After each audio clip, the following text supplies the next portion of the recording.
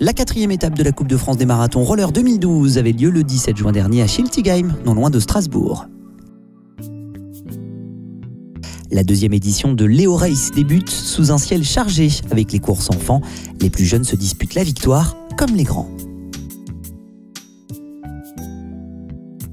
Place ensuite à la course populaire de 20 km et les minimes font forte impression en prenant les 3 premières places du classement général. L'Allemand Fabien Hupp X-Tech Junior s'impose au sprint devant le Français Anthony Delachiesa, CARS et Olivier Blanc pour le CPB. Chez les dames, le tandem Stéphanie Goetschi-Véronique Gross du Bischheim Speed Skating termine avec 4 minutes d'avance sur Erika Rotlisberger pour la formation ICM. Ça va être une course très rapide et très technique aussi, mais je miserai encore une pièce sur Yann Guyader, voilà, parce que c'est un circuit qui va lui convenir forcément. Et ensuite, j'imagine qu'il va essayer de réaliser le doublé avec Brian, mais les Suisses et les RPM Poly ne vont pas laisser faire. Et le beau temps est revenu pour le marathon masculin. 3 formations jouent la victoire dans cette étape et dans cette course. Et aux skates avec Brian Lépine et Yann Guyader. Les Suisses skaters avec Michael Ackermann, Séverin Widmer, Nicolas Itten et le jeune Yannick Fredli. L'équipe RPM Poly avec Nolan Bediaf, Elton de Souza et Joris Garder. Après un tour d'observation, la machine suisse se met en marche. Un patineur helvète contrôle le peloton alors que les autres attaquent de l'arrière. Le peloton s'étire sous les coups de butoir d'Ackermann, Widmer et Itten. À force de répétition, Ackermann parvient à partir. Il creuse l'écart jusqu'à 30 secondes d'avance. Derrière, la chasse tarde à se mettre en place. Un groupe de poursuivants se forme pour autant avec EOSkates et RPM Poly. Les Suisses skaters sont dans leur roue en embuscade. Les accélérations brutales font éclater le groupe des poursuivants. Il ne reste finalement que 3 patineurs à poursuivre Ackermann, Brian Lépine, Nolan Bediaf et Nicolas Itten. Le Suisse, d'ailleurs qui ne relaie pas, il n'a aucun intérêt à revenir sur son coéquipier. Bediaf et Lépine s'unissent donc dans leur effort pour revenir. L'avance d'Ackermann diminue.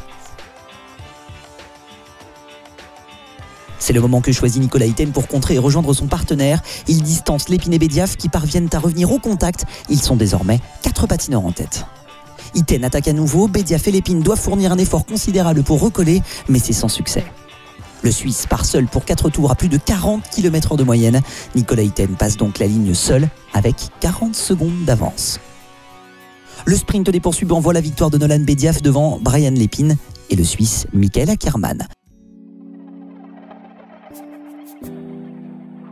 Au classement général de la Coupe de France, Yann Guyader devant toujours, Brian Lépine second, Nolan Bediaf referme le podium. Before we chased Severin, for the other 2 I did another attack, I tried 1 or 2 times and then I was happy that I had a gap of 10 or 15 seconds and tried to keep my speed until the end. Yes, Michael did 4th, was a good place with 5th and 6th for other teammates. Was a good race. Chez les dames, pour ce marathon et en l'absence des grosses écuries, la course est plus ouverte.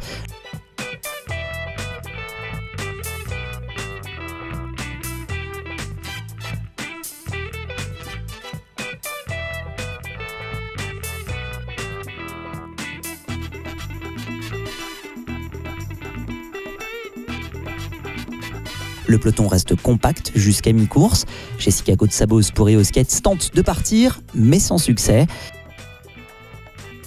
Les féminines finissent par rattraper un groupe de nationaux hommes.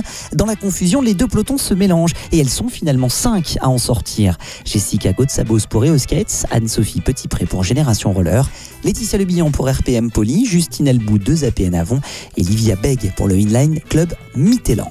Le final se joue donc au sprint. Justine Albou l'emporte devant Jessica Gotsabos et Laetitia Lebillon.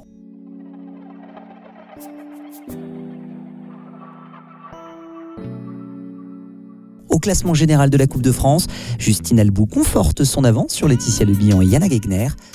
J'avais décidé de partir assez tôt parce que là, avec la sortie du rond-point, c'est vrai que c'était un petit peu plus étriqué, donc ça allait être un peu plus effilé, les filles étaient les unes derrière les autres, donc je me suis placée en 3e position et donc j'ai tout de suite décalé à gauche pour sprinter. Donc bon, c'était disons la manière la plus simple étant donné qu'en plus la ligne droite est un petit peu en virage, donc voilà, pour prendre la gauche tout de suite, la corde et essayer de tenir jusqu'au bout, donc c'est bien passé. On est au final très heureux parce que oui, on a eu la mauvaise surprise de la pluie ce matin.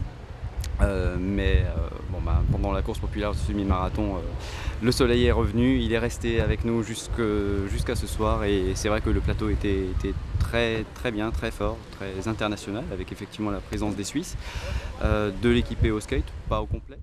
Rendez-vous donc dans 2 mois après la trêve estivale pour les étapes de Lyon, Pontarlier et les Herbiers.